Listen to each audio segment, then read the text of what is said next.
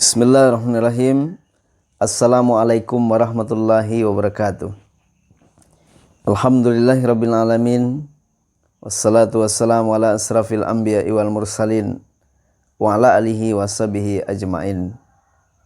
Sahabatku yang dimuliakan Allah Subhanahu wa taala dimanapun Anda berada, mudah-mudahan pagi ini pagi yang penuh berkah buat kita semua. Semoga pagi ini pagi yang terbaik, tentunya mempersembahkan kualitas ibadah yang spesial pada Allah Subhanahu wa taala. Salawat dan salam keharibaan junjungan kita Rasulullah sallallahu alaihi wasallam.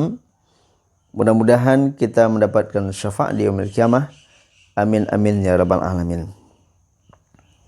Nah, sahabatku yang dimuliakan Allah Subhanahu wa taala, adapun materi kajian kita pada pagi yang berbahagia ini adalah adab duduk dan adab di dalam sebuah majelis. Nah, kajian ini sahabatku yang dimuliakan Allah SWT merujuk kepada kitab Minhajul Muslimin, konsep hidup ideal di dalam Islam. Nah, buku ini karangan Syekh Abu Bakar Jabil Al-Jazairi, pengantar tetap di Masjid Nabawi di kota Madinah. Nah, maksudnya pengajar tetap. Beliau pengajar tetap di Masjid Nabawi. Baik sahabatku yang dimuliakan Allah Subhanahu wa taala, adapun kajian ini merujuk kepada surah Al-Baqarah ayat 208. Ya ayyuhalladzina amanu dukhulu fi silmi kafah. Wahai orang-orang yang beriman, masuklah kamu ke dalam Islam secara sempurna, kafah. Wala tattabi'u khutuwati syaitan. Jangan kamu mengikuti langkah syaitan. Innahu lakum adu mubin. Sungguhnya setan itu musuh yang nyata bagimu. Nah, sahabatku yang dimuliakan Allah Subhanahu wa taala, ada beberapa adab duduk dan adab di dalam sebuah majlis. Yang pertama adalah apabila hendak duduk, terlebih dahulu memberi salam kepada orang-orang yang ada di majlis itu. Nah, jadi kalau kita masuk ke rumah orang, sementara mereka larami, ataupun ada beberapa orang, ataupun baru seorang yang ada di dalam, ketika kita sebelum duduk, maka ucapkan salam, Assalamualaikum. Kita doakan saudara kita. Mereka menjawab, Waalaikumsalam. Nah, jangan sembarang masuk saja, Pak. Kalau masuk tanpa salam, bedanya kita jangan lain. Itulah bedanya makhluk yang mulia, umat Islam yang diamanahkan oleh Allah kebaikan-kebaikan yang sempurna. Maka kita mengamalkan ajaran Islam dari apa saja yang kita lakukan. Jadi kali ini apabila kita hendak duduk, sebelum duduk kita ucapkan salam kepada saudara-saudara kita. Nah, sahabatku yang dimuliakan Allah Subhanahu wa taala, kemudian yang kedua, apabila ada seseorang yang keluar dari tempat duduknya lalu kembali lagi, maka ia lebih berhak menempati tempatnya tadi, karena Rasulullah telah bersabda. Apa kata Rasulullah? Iza qama ahadukum min majlisin summa raja'a ilaihi fahuwa ahaqqu bih.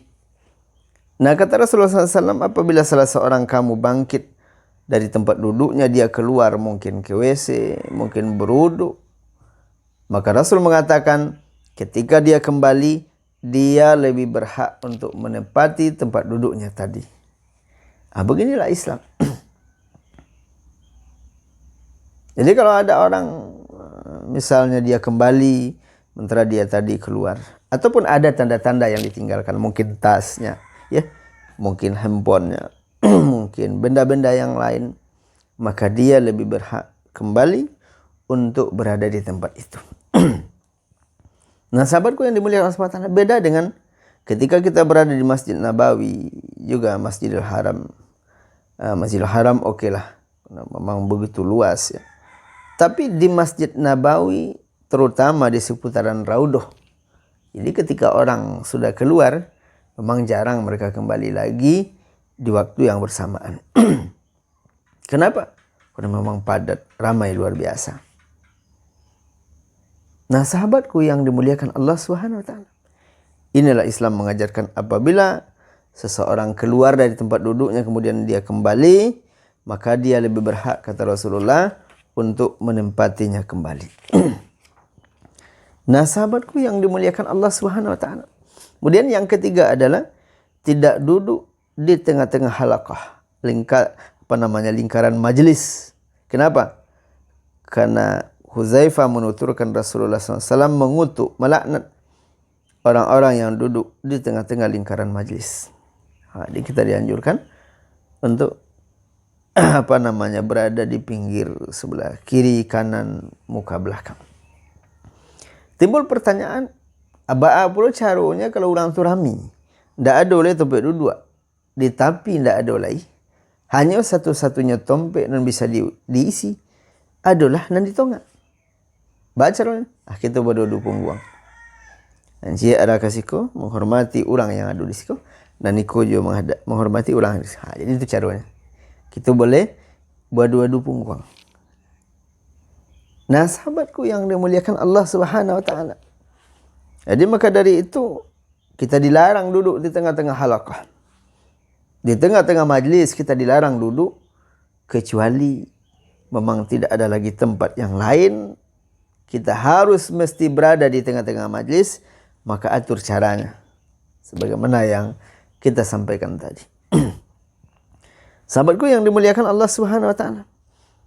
Kemudian berikutnya adalah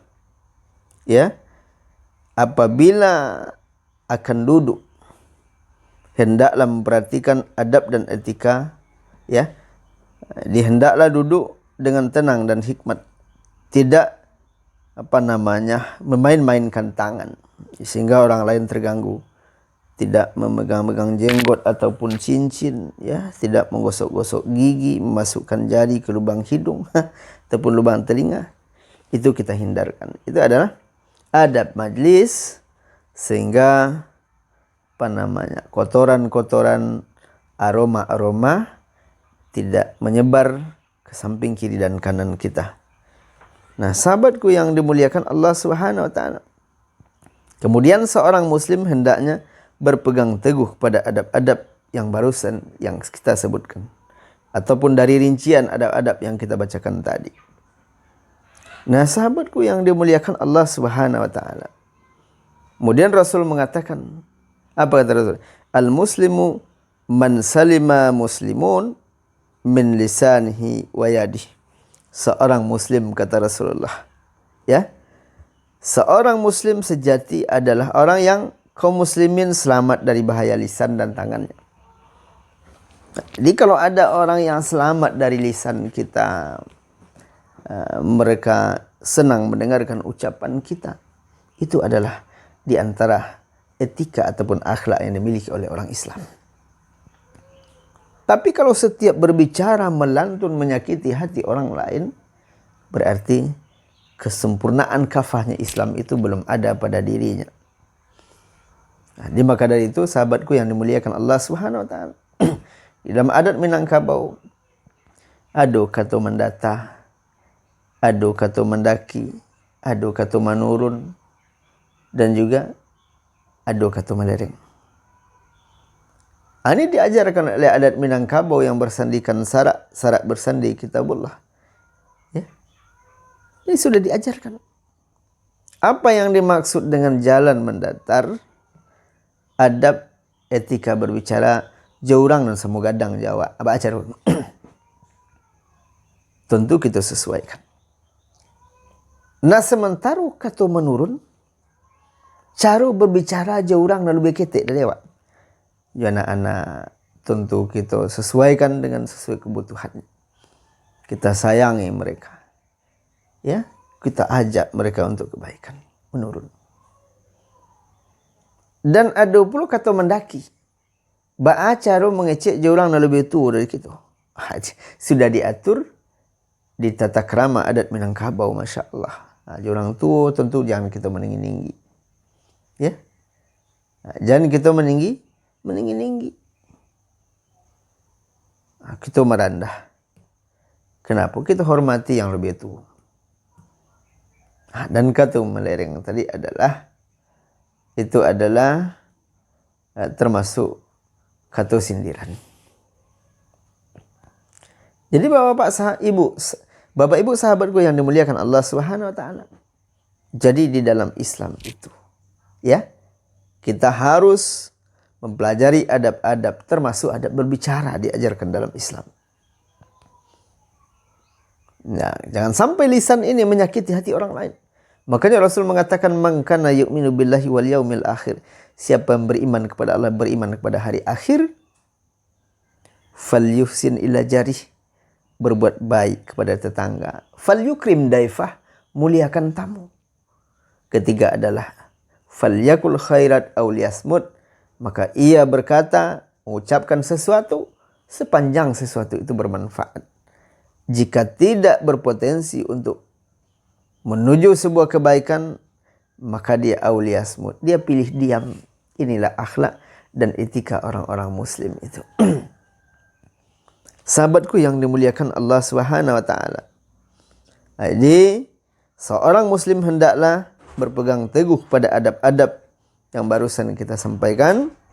Yang pertama, agar tidak mengganggu atau menyakiti perasaan saudara-saudaranya. Karena tingkah laku ataupun perbuatan bisa jadi mengganggu dan menyakiti seluruh kaum muslimin. Makanya Rasul mengatakan, lisan ini jangan sampai menyakiti hati orang lain. Kemudian berikutnya adalah agar menarik rasa cinta saudara-saudaranya dan bisa dekat dengan mereka. Nah, jangan kita termasuk orang yang dibenci, orang yang tidak disenangi di tengah-tengah masyarakat. Maka jadilah kita orang yang saling menyenangi satu sama lain, tentunya dalam konteks yang positif, hal-hal yang positif. Sahabatku yang dimuliakan Allah Subhanahu wa taala. Nah, kemudian berikutnya adalah adab duduk dan berada dalam sebuah majlis itu. Jika hendak duduk di pinggir-pinggir jalan, hendaklah memperhatikan adab-adab sebagai berikut. Apa contohnya? Yang pertama adalah menundukkan pandangan mata, tidak melemparkan pandangan mata kepada terutama adalah wanita-wanita yang lewat. Kadang-kadang kita bercandakan mereka. Jangan. Kenapa kita berikan kenyamanan bagi orang yang lewat? Kita tundukkan mata kita. Nah, makanya Rasul memberikan arahan kepada kita, sebaiknya jangan duduk-duduk di pinggir jalan. Kenapa? Karena itu adalah bisa jadi duduk-duduk tersebut menjadi duduk-duduk majlis yang tidak dicintai oleh Allah. Nah, mungkin orang yang lewat segan dia. Kenapa? Karena kita duduk beramai-ramai. Ya. Ataupun ketika orang lewat, jangan mata kita tertuju pada mereka. Nah, ini yang mesti kita ambil hikmahnya, pelajaran. Kemudian yang kedua adalah menahan diri. Tidak mengganggu orang yang lewat, siapapun dia. Tidak menyakiti seseorang dengan lisannya seperti memaki, mengupat, dan mengetertawakan. Orang lewat bergalak-galakan, tentu tersinggung orang. Jadi mesti kita jago dalam Islam supaya kita tidak mengganggu orang yang sedang lewat, menertawakan orang yang sedang lewat. Kita beri dia kenyamanan. Kemudian berikutnya, hendaklah membalas salam orang yang mengucapkan salam kepadanya. Jika orang yang lewat mengucapkan salam, kita wajib menjawabnya, Waalaikumsalam. Kemudian berikutnya adalah memerintahkan kepada yang ma'ruf dan diabaikan dan dicampakkan di hadapannya, sedangkan ia menyaksikan, sebab pada saat itu ia bertanggung jawab untuk memerintahkannya. Yang demikian itu karena amar ma'ruf adalah kewajiban setiap muslim, tidak akan gugur melainkan dengan menegakkannya. Jadi amar ma'ruf, nahi mungkar itu perlu.